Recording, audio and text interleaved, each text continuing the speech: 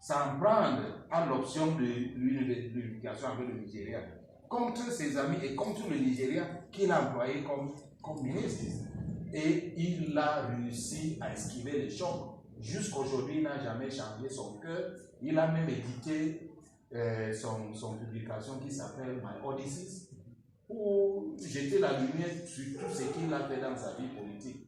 Mais aujourd'hui, quand il constate que lui-même à son âge de 107 mois, il n'arrive pas à consommer rien que l'information de son pays, ça veut dire qu'il y a quelque chose qui ne va pas. Et cette intention n'est pas là pour renforcer cette unification que eux, ils font partie de l'origine de cette unification. Ça veut dire que le travail qu'ils ont, le grain qu'ils ont sémé est en danger. Parce que si quelqu'un dans son bureau pense que c'est à l'intérêt de cette unification de dépriver certains à lire les informations qui concernent tout un peuple uni, ça veut dire qu'ils sont en train de trahir leur rêve depuis 1957. Et ça l'énerve, puisqu'il est encore à vie. Donc si vous pouvez, dans le cadre de vos activités, promouvoir l'idée d'un bilinguisme parfait, pas seulement en Cameroun, mais en tout.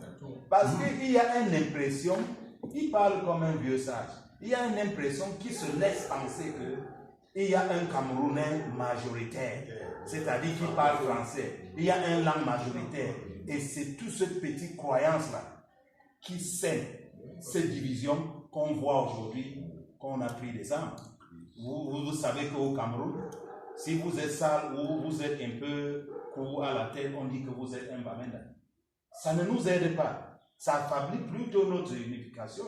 Parce que si un Bamenda est pauvre, ça veut dire qu'il reçoit moins le gâteau de l'État et il devient sous-Camerounais. Cette personne qui promouvoit ces idées n'est pas un bon Camerounais. Il n'est pas en train d'aider le Cameroun. Cette personne qui pense que les autres Camerounais devaient forcément lire en français alors que la Constitution donne des langues n'est pas en train d'aider l'univers. Donc, il dit en général que dans nos faits, qu'on essaye d'être les Camerounais fidèles qui promouvoient les deux cultures parce que ça va à l'endroit de renforcer cette unité qui était même menacée depuis 1957 et qui est toujours menacée aujourd'hui et que ceux qui doivent renforcer, c'est nous.